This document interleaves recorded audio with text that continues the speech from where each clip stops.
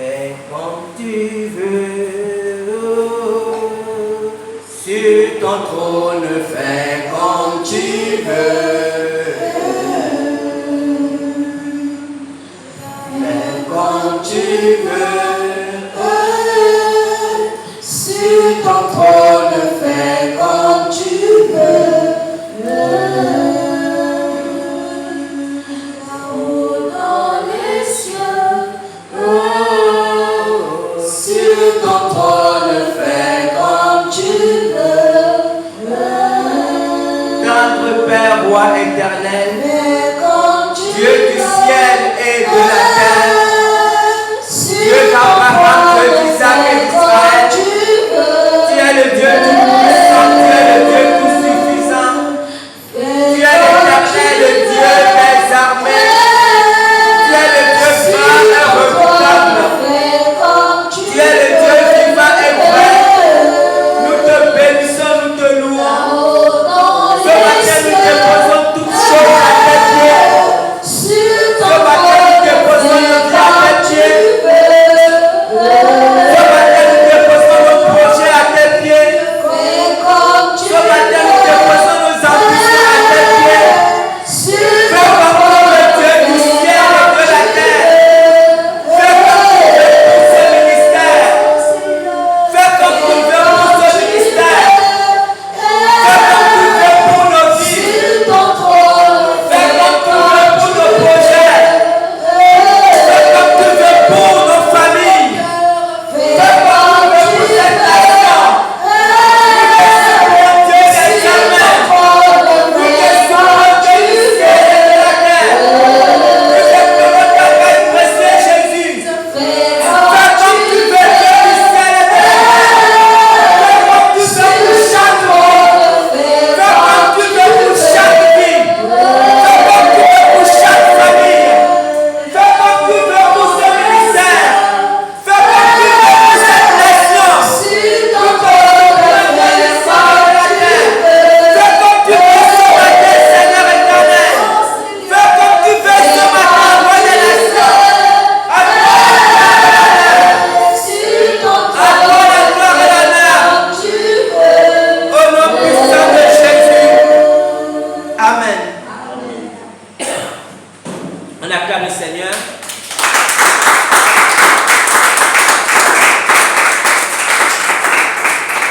Le thème de ce mois de septembre 2023 est gagneur d'âme. C'est notre thème de ce mois de septembre.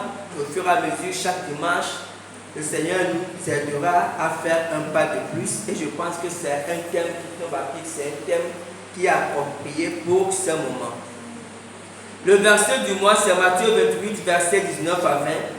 Allez faire de toutes les nations des disciples, les baptisant au nom du Père, du Fils et du Saint-Esprit, et enseignez-leur à observer tout ce que je vous ai prescrit. Et voici, je suis avec vous tous les jours jusqu'à la fin du monde. Je vais reprendre. Allez, faites de toutes les nations des disciples, les baptisant au nom du Père, du Fils et du Saint-Esprit, et enseignez-leur à observer tout ce que je vous ai prescrit. Et voici, je suis avec vous tous les jours jusqu'à la fin du monde. Amen. Amen. Ça, c'est le verset du mois. Et le thème de ce dimanche, c'est comprendre la grande commission. Comprendre la grande commission. Comprendre la grande commission. Dans Matthieu 5, versets 13 à 14, versets 13 et 14, Jésus a déclaré que nous, les chrétiens, nous sommes le sel de la terre et que nous sommes la lumière du monde. Comprenez? Et quand Jésus disait ça, Jésus définissait le rôle plus important que le chrétien ou l'église, parce que ça commence d'abord par un chrétien, un seul chrétien, avant de devenir l'église quand nous sommes nombreux. Jésus définissait le rôle central du chrétien et de l'église dans le monde, dans la communauté, dans une société, comprenez, le rôle plus important que nous devons jouer. Mais force est de constater que en réalité, nous ne jouons pas ce rôle. Et pour beaucoup d'entre nous, nous avons même oublié ce rôle parce que nous avons beaucoup d'occupations ou beaucoup de préoccupations. Ce qui fait que ce rôle, nous ne le jouons plus, en tout cas comme le Seigneur le voudrait. Et ce mois, par ce thème gagnant d'âme, nous allons petit à petit peut-être mieux comprendre ce rôle ou par la grâce de Dieu, jouer ce rôle que le Seigneur donne d'abord à chacun d'entre nous et à l'Église. Amen. Amen. Grand 1, la grande commission. Ce verset de Matthieu 28, qu'on appelle la grande commission, parce que, vous savez, c'est le dernier verset de Matthieu 28. C'est pratiquement les dernières paroles que Jésus a données à ses disciples. Après ça, il leur a parlé à Actes des Apôtres quand il est revenu. Mais c'est les dernières paroles qu'il a données avant d'aller à la croix. Et ces paroles, vous savez, on l'appelle la grande commission parce que en fait, c'est un ordre que Jésus n'a pas dit aux chrétiens que si tu veux, tu peux faire des disciples, si tu ne veux pas, ou si tu es content, ou quand tu voudras. Jésus a dit, allez, c'est un ordre, comprenez, que Jésus a donné. C'est une injonction que Jésus a donnée à chaque chrétien d'aller faire des disciples. Il dit, allez et faire de toutes les nations des disciples, les baptisant au nom du Père et enseignez-leur à observer tout ce que moi je vous ai prescrit. Donc c'est un ordre que Jésus a donné à tous les chrétiens. Et tous les chrétiens sont d'accord. Quand vous êtes dans n'importe quelle église du monde, quelle que soit l'église, ils sont d'accord que ça c'est un ordre. Ils reçoivent ça, ils acceptent que ça c'est un ordre que Jésus a donné. Et tous sont d'accord là-dessus. Mais le seul problème c'est que l'interprétation ou la manière de pratiquer ces paroles ou cet ordre diffère d'une personne à une autre ou d'une église à une autre. Donc on va voir à peu près les différentes interprétations ou les différentes compréhensions que nous faisons de cette grande commission. Vous savez, pour certains, cette grande commission, cet ordre pour certains, se traduit par le fait de construire de grands bâtiments ou de construire des cathédrales. Certains, dans l'objectif d'obéir à cet ordre, construisent des grands bâtiments ou des cathédrales. Vous comprenez? En se disant que quand il y a des grands bâtiments, il y aura peut-être beaucoup plus de chrétiens, beaucoup plus de gens qui viendront prier dans ces bâtiments. Ce n'est pas mauvais. Dieu n'est pas du tout contre le fait de construire de grands bâtiments ou de construire des cathédrales. C'est que si Dieu fait grâce d'avoir beaucoup d'argent, il est bon de construire de grands bâtiments pour la gloire de Dieu.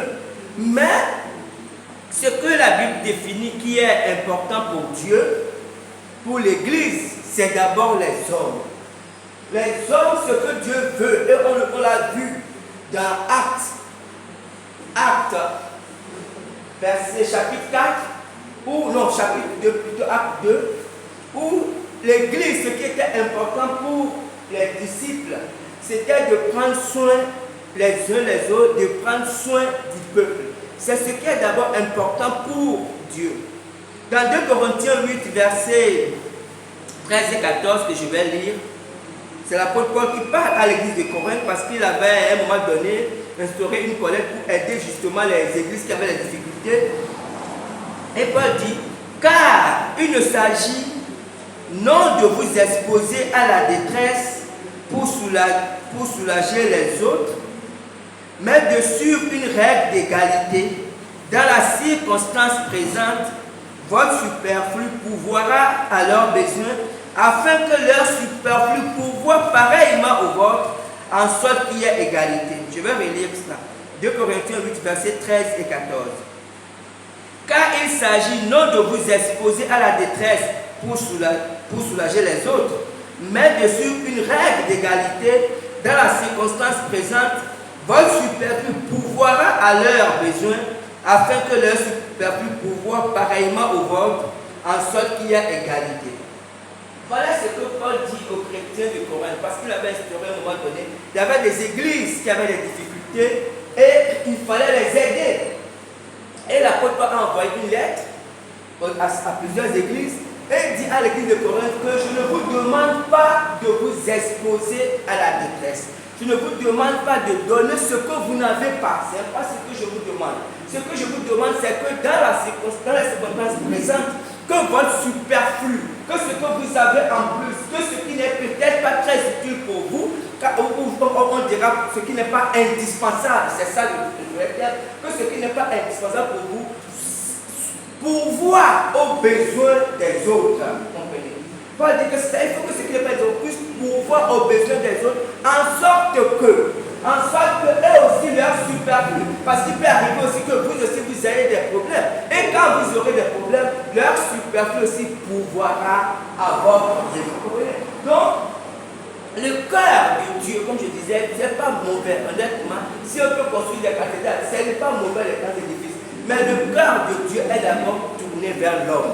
Et Dieu veut que d'abord dans l'église, la première chose, les premières préoccupations, c'est qu'on puisse s'occuper les uns des autres, afin que notre superflu pourvoie aux besoins des autres. Amen. Amen.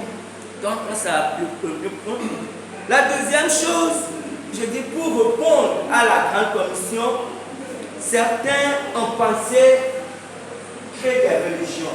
Vous savez, une religion, quand on dit religion, on pense tout de suite aux grandes religions catholiques, protestants, peut-être musulmans, non. Mais religion, on peut avoir aussi les religions à un moment donné, même dans les églises des pays.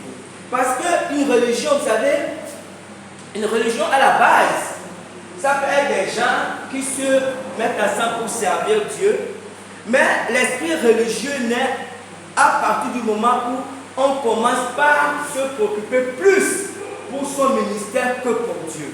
Même au milieu des églises éveillées, on peut être religieux. C'est-à-dire que par exemple, on peut se dire que nous, en fait, si ce qui nous intéresse, c'est que Torah de vie devienne une grande église, là, nous commençons déjà à être religieux. Ça veut dire qu'en fait, ce qu'on veut, quelque part, nous-mêmes, ça rentre quand même inconsciemment, en fait, on veut notre propre glorification. Ce n'est pas les âmes qui nous intéressent vraiment, mais c'est Torah de vie. Et ça, c'est l'esprit religieux, comprenez? Ça, c'est différent parce que il y a la religion et il y a le fait de servir Dieu. Et du temps quand Jésus était sur terre, Jésus a parlé aux pharisiens. Les pharisiens, vous savez, c'était les judaïstes. Or, le judaïsme est venu de Dieu. C'est Dieu qui a donné à Moïse la religion judaïque. C'est Dieu qui a dit à Moïse, voici comment vous devez me servir. Ce n'est pas les Juifs qui ont inventé la manière de faire. Sauf que, au fur et à mesure qu'ils faisaient ce que Dieu leur disait, la chair, l'homme, le Moïse est rentré. C'est que ce que Dieu a donné au départ est devenu une religion. Et on a dit que puisqu'ils sont devenus une religion, ils ne comprenaient même pas Jésus. Jésus est venu parce que tout ce que Dieu a donné, faisait référence à Jésus. Les sacrifices faisaient référence à Jésus. Mais quand Jésus est venu, ils ne l'ont pas reconnu. Pourquoi? Parce que c'était concentré sur leur religion au point de ne même pas reconnaître Jésus.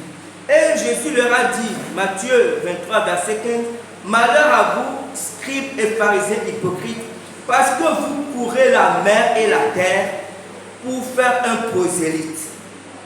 Et quand il est devenu, vous en faites un fils de la géhenne 2 fois plus que vous. » Jésus dit, vous parcourez la mer et la terre pour faire un prosélyte. C'est que vous faites beaucoup d'efforts, vous dépensez beaucoup d'énergie. Pour faire quoi? Pour gagner, on va dire, pour gagner des âmes. Si on veut parler dans notre sens aujourd'hui. Jésus a dit, vous faites beaucoup d'efforts. Parce que, vous savez, les prosélytes à l'époque, ce sont les païens. C'est-à-dire que ce sont les gens qui ne sont pas nés juifs. Ils ne sont pas des juifs de naissance et ils deviennent juifs. Ils acceptent le Dieu d'Israël après.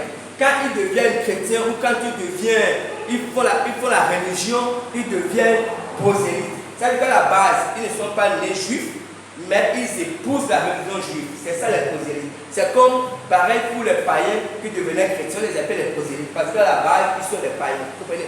Donc je dis que vous, en fait, comme vous êtes juifs, vous considérez que vous n'avez pas de problème, d'accord. Mais vous faites beaucoup d'efforts pour faire en sorte que ceux que vous appelez païens, c'est-à-dire que les Cananéens, vous faites tout pour qu'ils deviennent comme vous des juifs. Je vous ai dit, mais le problème, c'est que quand ils deviennent des prosélytes, alors vous en faites des fils de la géhenne de feu. C'est-à-dire que, en fait, vous les transformez, vous les rendez pire que vous. Ça veut dire qu'en fait, quand ils deviennent prosélytes, ils ont l'impression qu'ils ont atteint l'objectif. Comprenez? Et c'est la même chose. C'est-à-dire que, donc ici, Dieu veut montrer que, en fait, ce qui est important, ce n'est pas le fait d'amener les gens dans l'église. Je veux dire que ce n'est pas parce qu'on peut aussi faire beaucoup d'efforts pour que les gens viennent à l'église. Je veux dire que ce n'est pas ce qui est important. Parce que si en les faisant venir, on fait d'eux, après les fils de la géhenne, ça veut dire qu'on n'a pas compris l'essentiel. Et c'est ce qui est mauvais dans la religion. Les gens peuvent devenir pires que ce qu'ils étaient. C'est que les gens peuvent venir à l'église et s'il y a des gens qui ne faisaient pas la concurrence, maintenant font la concurrence. Ou s'il y a des gens qui ne critiquaient pas, maintenant critiquer, c'est qu'ils peuvent venir à l'église et développer des choses même qu'ils ne faisaient pas dans le monde. C'est ce que Jésus dit. Que vous en faites des fils de la géhenne 2 fois pire que vous. Donc, la solution, ce n'est pas la religion, en sachant quand même que quelque part la base. Maintenant, troisième cas qu'on voit souvent pour la grande commission, la compréhension que certains ont de ça, c'est évangéliser. Et Paul dit à Timothée, dans 2 Timothée 4, verset 2, prêche la parole, insiste en toute occasion, favorable ou non, reprend, censure, exhorte avec toute douceur et en instruisant. Amen. On voit que ici, Paul a dit à Timothée de prêcher la parole en toutes circonstances ou non. En fait, de chercher les circonstances pour prêcher la parole. Donc, on comprend que l'évangélisation est très, très importante. Nous devons évangéliser. Mais en même temps, nous devons demander à Dieu la sagesse. Beaucoup de sagesse pour évangéliser. Parce que, vous savez, si l'époque, à notre époque aujourd'hui, notre époque est très différente de l'époque de Paul. À notre époque, presque tout le monde a déjà entendu parler de Dieu, on va dire ça comme ça. Vous comprenez? À l'époque de Paul, où les années même qui ont suivi, il y avait des contrées où les gens n'ont même pas entendu parler de Jésus. Et là, Dieu envoyait des missionnaires qui allaient dans les contrées pour apporter l'évangile. Mais aujourd'hui, presque le monde entier a déjà entendu parler de Dieu. Ce qui fait que, il arrive que je vois les gens dans les carrefours avec des mégaphones qui crient, ils crient, Jésus revient, ils prêchent l'évangile à l'air comme ça. Ce n'est pas mauvais, parce que ce n'est pas pour Dieu, mais je ne sais pas si à la suite de ça, ils font des convertis. C'est que les gens viennent chez eux. Mais par contre, ce qu'ils font, parce que Jésus a dit que la parole de Dieu sera prêchée à tous et après viendra la fin. Ça veut dire que quelque part, ce qu'il faut, c'est qu'ils avertissent les gens. Les gens, en fait, cette parole devient en fait comme un jugement pour les gens. Parce que quand tu écoutes la parole et que tu ne te convertis pas jusqu'à ta mort, alors Jésus a dit, tu seras jugé parce que tu auras écouté et tu auras refusé. Donc c'est pour ça que dans notre génération, nous devons prêcher la parole avec beaucoup plus de sagesse, avec beaucoup plus d'intelligence. Demander à Dieu de nous orienter vers des gens qui ont besoin. Il y a des gens qui ont écouté déjà la parole à plusieurs reprises, mais ils ne sont pas convertis, mais ils ont besoin quand même d'écouter la parole. Je lisais un jour, c'est plus quel jour exactement, le livre d'un homme de Dieu, c'était un Anglais qui était dans les années 1900, et c'est un gagneur d'âme. C'est que des fois, il sortait de chez lui, il s'asseyait sur un banc public, et comme voilà, il s'assoit, et puis il est là, et puis il dit, Seigneur, montre-moi la personne à qui je dois prêcher, je dois partager ta parole aujourd'hui. Et il est là, il peut rester là 1 heure, 2 heures, parce que dans son cœur, vous savez, c'est un homme que Dieu utilisé puissamment, il faisait des guérisons extraordinaires, il a ressuscité au moins 4 personnes. Il faisait des guérisons extraordinaires, mais il disait que pour lui, même si 10 000 personnes, parce que des fois, il prêchait, 5 000 personnes pouvaient, les salles, 5 000 personnes pouvaient être guéries en même temps. Et il disait à Dieu que même si 10 000 personnes sont guéries, c'est une très bonne chose, mais il préfère qu'une seule âme soit sauvée que 10 000 personnes soient guéries ou ressuscitées. Parce que la priorité, le cœur de Dieu d'abord, c'est que les âmes soient sauvées. Et un jour, il était assis sur un banc et puis il voyait un homme passer. À l'époque, c'est pas la voiture, il y avait les carrosses, il est assis avec ça, en fait, c'est le truc attiré par les chevaux. Et puis, le Saint-Esprit lui dit, c'est à lui que tu dois prêcher, l'homme était un peu âgé. Il dit, oh, mais, il dit, c'est à lui. Donc, il a dit, il s'est approché de lui, il a demandé, est-ce que je peux monter avec toi? Le monsieur a dit, oui, vous pouvez monter. Donc, il faisait un peu chemin, et puis il a commencé à parler à la personne de Dieu. Et puis, le Seigneur a dit que, mais, pourquoi tu ne t'occupes pas de tes affaires au lieu de venir me parler de Dieu? Est-ce que moi je m'occupe de tes affaires? Et puis il dit, je vais demander au Seigneur, est-ce que c'est Dieu, est-ce que c'est à lui que je dois fâcher? Dieu lui a dit que mais c'est lui. Et puis il dit, ah, donc il continue. Et puis il continue encore à lui parler de Dieu. Et puis à un moment donné, le monsieur a éclaté en sanglots. Donc effectivement, c'était un monsieur qui était très malade. Et quelques temps après, le monsieur est mort. Pas environ, pas un mois, le monsieur est mort. Donc en fait, c'est un monsieur qui était très malade, qui était même pratiquement en train de mourir. Il avait un cancer qui était en train de mourir. Et Dieu voulait le sauver avant sa mort. Mais en même temps, tu vois, quand le monsieur là commençait à le prêcher, il n'a pas dit non. Depuis là, il était fâché. Il disait non, occupe-toi de tes affaires. Parce que c'était quelqu'un qui était rempli de rancœur, rempli de. Donc il ne voulait même pas entendre parler de Dieu. Et pourtant, il avait besoin de Dieu. Vous comprenez? Et quand l'homme de Dieu a continué, un moment donné, Dieu a ouvert son cœur et il a accepté. Parce que, en fait, vous savez, l'évangile, pour qu'une personne accepte Dieu, il faut forcément que Dieu ouvre son cœur. Si Dieu n'ouvre pas le cœur, vous pouvez lui prêcher du matin, vous pouvez faire du bruit. En fait, pour lui, c'est seulement du bruit. Et ça même le dire. Donc, ce qui fait que lorsque nous voulons évangéliser, il faut d'abord que nous soyons conduits par Dieu. Amen. Amen. On continue le quatrième point. Le quatrième point, effectivement, pour la grande commission, c'est justement gagner les âmes. Ceux qui ont compris que pour la grande commission, pour obéir à cet ordre de Dieu, de Jésus, ce n'est pas seulement évangéliser, ou ce n'est pas seulement peut-être faire des religions ou créer les églises, c'est gagner des âmes. Et quand on a un esprit qu'il faut gagner une âme, en fait ça veut dire qu'il y a en amont un travail à faire. On ne peut jamais gagner une âme sans la prière. Ce n'est pas possible. Jésus a dit que personne ne peut entrer dans la maison d'un homme fort et puis s'emparer des trésors de cet homme fort et puis repartir comme si de rien n'était. Ce n'est pas possible. Il dit, avant de prendre les trésors d'un homme fort, il faut d'abord commencer à lier cet homme fort. Et lorsque cet homme fort est lié, on pourra maintenant prendre ce qui lui appartient.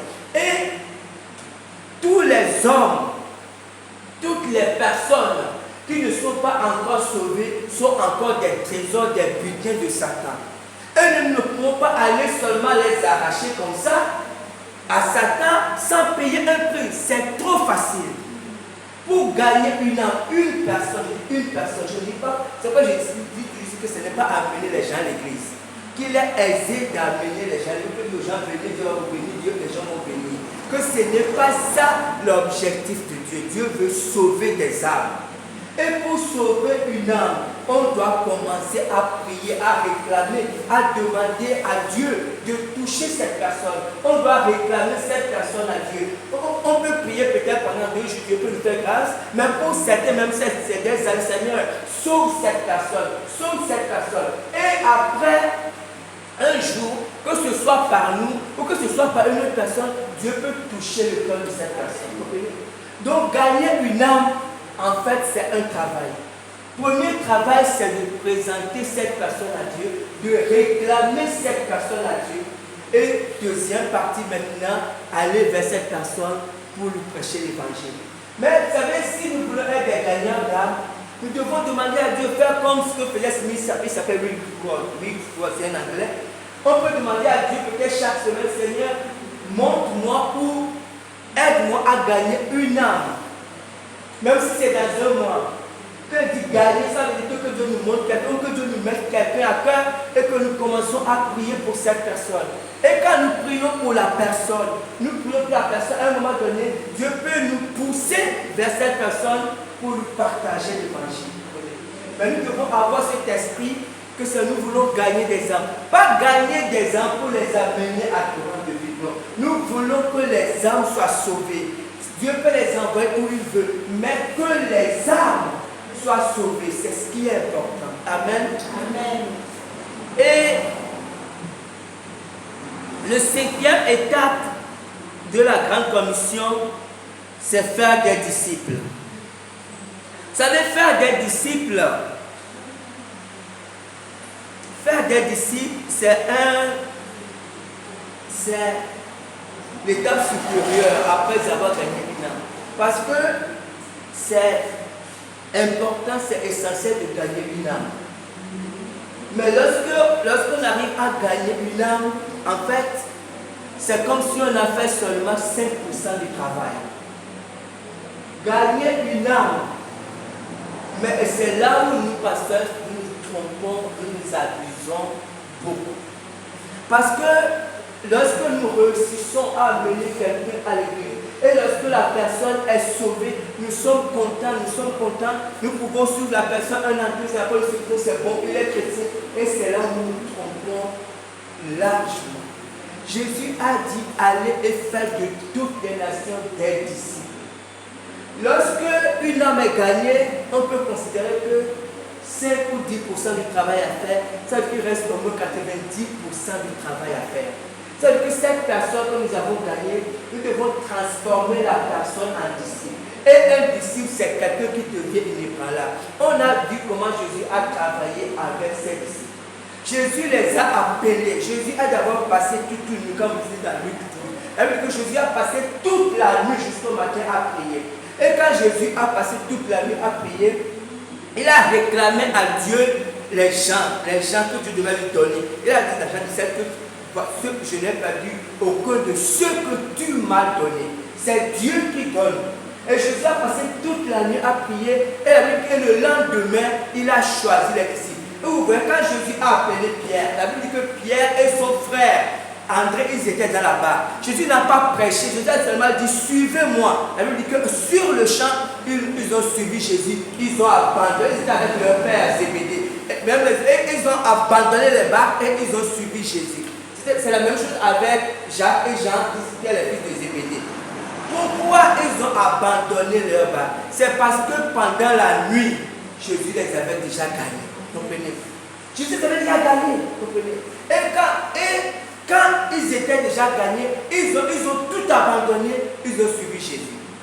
Cependant, ce n'est pas parce qu'ils ont suivi Jésus qu'ils étaient déjà des disciples. Lisons un texte que Jésus a dit. Dans Luc 10, versets 40 à 41. J'ai prié tes disciples de le chasser et ils n'ont pas pu. Verset 41. Race incrédule et perverse, répondit Jésus. Jusqu'à quand serai-je avec vous et vous supporterai-je? Amène ici ton fils. Amen. Voilà cette histoire.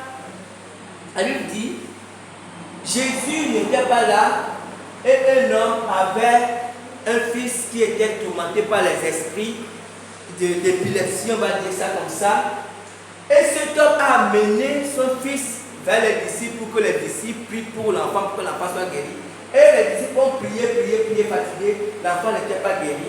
Et quand Jésus est revenu, le monsieur, il a fait le compte rendu, voici mon fils, je l'ai amené chez tes disciples. Et Jésus a dit, Jésus a d'abord repris ses disciples. Jésus a dit, il a dit quoi? Je vais relire, excusez-moi une seconde. Jésus dit, race d'incrédules, jusqu'à quand serai-je avec vous? Parce que quand Jésus les a appelés de la barque. Le temps où Jésus l'a appelé de la barque. Là, Jésus a peut-être fait déjà 2 ans parce que Jésus a passé 3 ans et demi en tout avec ses disciples. Jésus a eu le ministère de 3 ans et demi avant d'aller à la croix. Donc, Jésus a déjà peut-être passé 1 an ou 2 ans avec eux. Et nous savons que Jésus, en son temps, comme son ministère était court, il restait avec ses disciples jour et nuit. Ce n'est pas aujourd'hui, nous comme les pasteurs, on prêche, après on revient dimanche et puis les gens vont dans leur maison. Non, non, non. Jésus était avec ses disciples, c'est qu'il vivait avec eux. Il faisait tout avec eux, c'était constamment. Il n'allait pas en vacances, il revenait, non. Donc c'est comme ça que Jésus a marché avec ses disciples. Il voyait comment Jésus se comportait et il copiait la façon de faire de Jésus. Devant les situations, il voyait Jésus comment il se faisait. Et c'était comme ça que Jésus les formait à cette époque-là. Donc, là peut-être que Jésus avait fait environ 2 ans avec eux.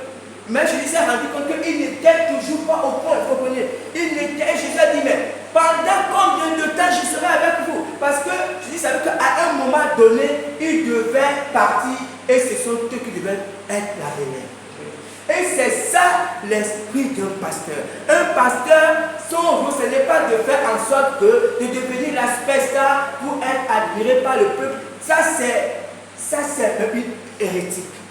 Le rôle du pasteur, c'est de faire en sorte que chaque chrétien puisse bypasser le pasteur, c'est qu'il devienne aussi fort pour aller directement avec Dieu. C'est faire des disciples, pour que les chrétiens deviennent des gens accomplis, pour que les chrétiens ne viennent pas à chaque fois quand ils sont malades ou quand ils appellent, ils n'ont pas besoin, ils peuvent directement aller vers Dieu et recevoir la réponse de Dieu. C'est ça le rôle du pasteur. Mais si on fait en sorte que les chrétiens tournent autour de là, on est passé totalement à côté. Là, on fait des adeptes, on ne fait pas des chrétiens. Dieu ne nous a pas appelés à faire des adeptes. Dieu a appelé les pasteurs à faire des disciples. Et le seul maître, c'est Jésus. Il n'y a pas un autre maître. Et le peuple doit regarder, chaque chrétien doit être attaché à Jésus. Ils honorent le pasteur, ils respectent le pasteur, mais leur source, ce n'est pas le pasteur, leur source, c'est Jésus. Et c'est ça et c'est ce travail que l'Église n'arrive pas à faire.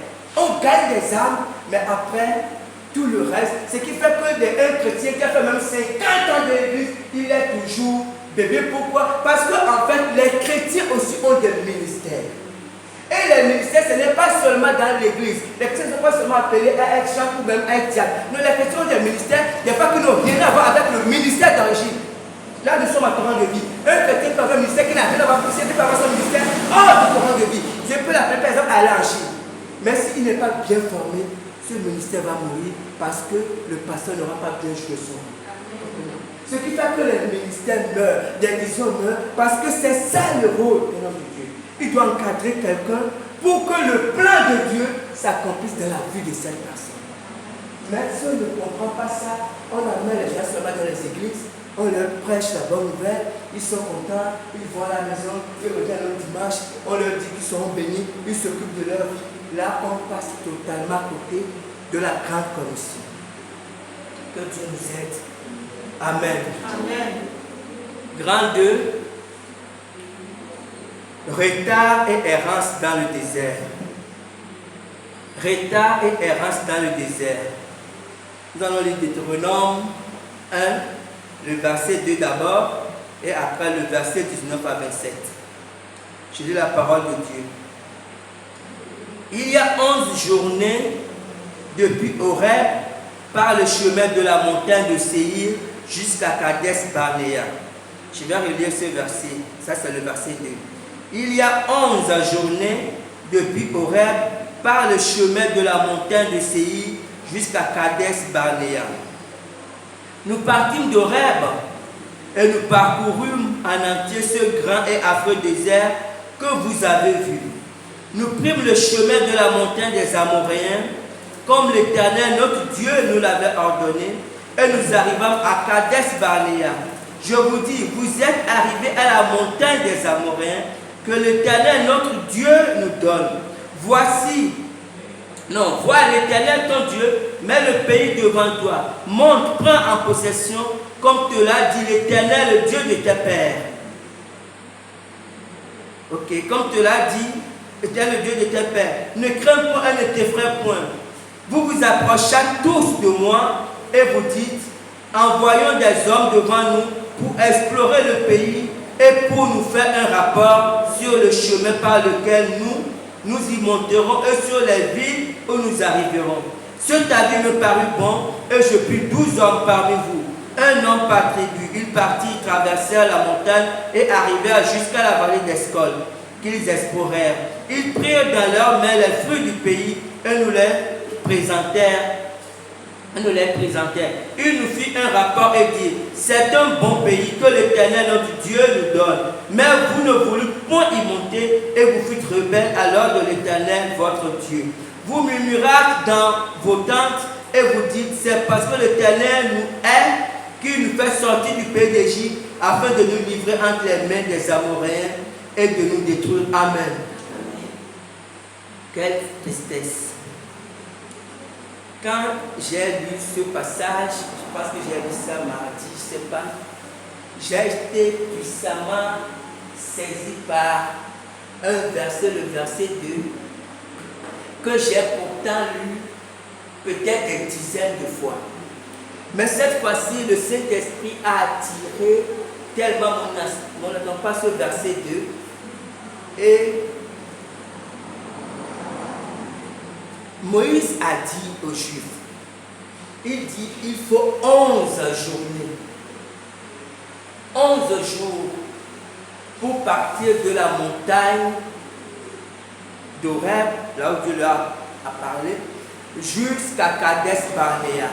C'est que quand ils sont sortis de l'Égypte, ils sont partis d'abord sur la montagne où Dieu a parlé à Moïse. Dieu a donné les ordres à Moïse.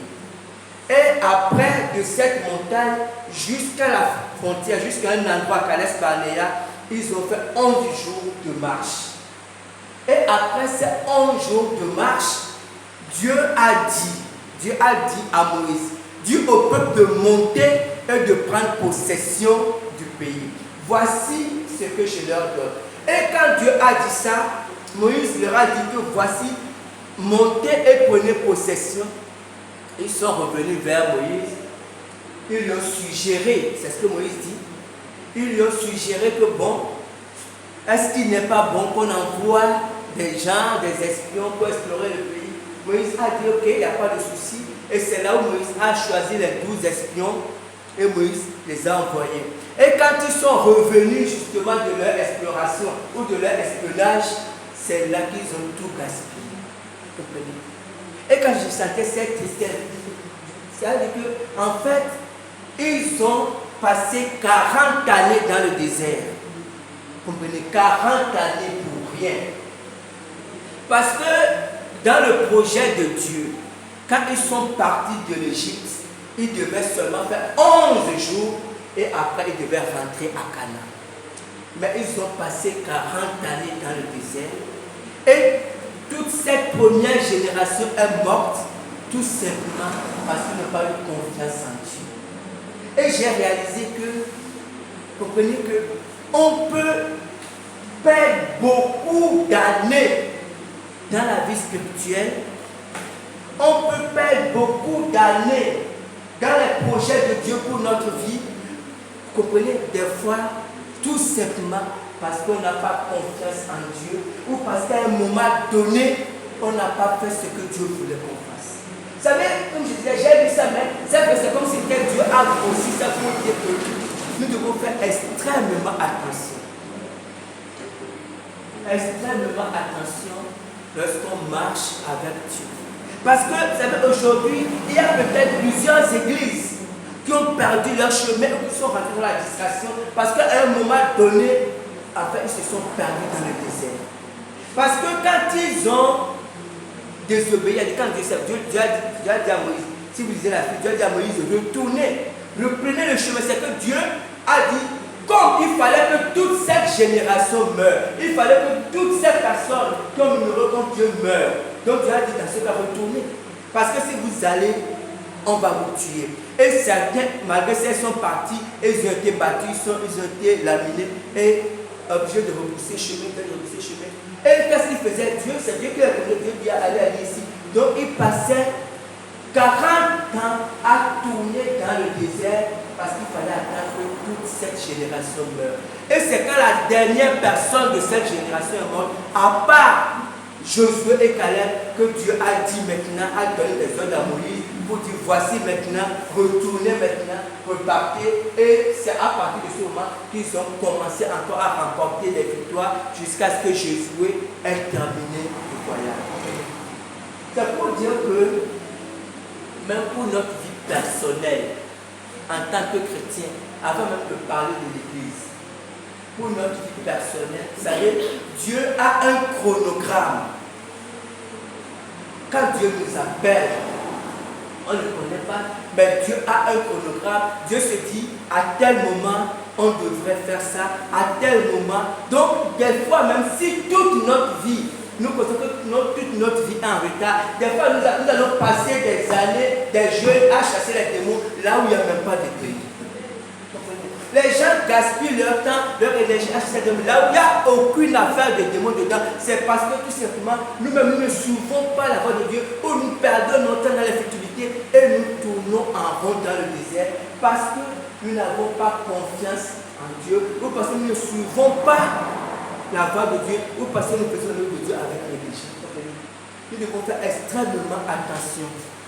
Que Dieu nous aide à comprendre que le chemin sur lequel nous sommes, ce n'est pas la religion dans l'église, et puis c'est comme, vous savez, c'est comme quand on est venu à l'église, c'est comme si, bon, on a rempli une mission, comme on dit, c'est un travail, la journée est comptée, et puis on peut partir faire ce qu'on veut. Non, la vie chrétienne, malheureusement, n'est pas comme ça. C'est un ensemble. C'est un ensemble, et c'est le côté spirituel qui gouverne toute notre vie. Si nous faisons mal l'œuvre de Dieu, notre vie personnelle va s'en ressentir, notre vie de famille va recevoir des coups, même que tout ce qui nous concerne va recevoir des coups parce que nous faisons l'œuvre de Dieu avec négligence. Ce matin, j'avais prévu parler du Grand 3, mais c'est mieux qu'on continue le dimanche prochain, qu'on reste Grand 3 qui est la raison de vue, mais si on peut voir ça dimanche prochain et puis enchaîner avec les autres choses. Amen. Amen. Et que Dieu bénisse sa parole.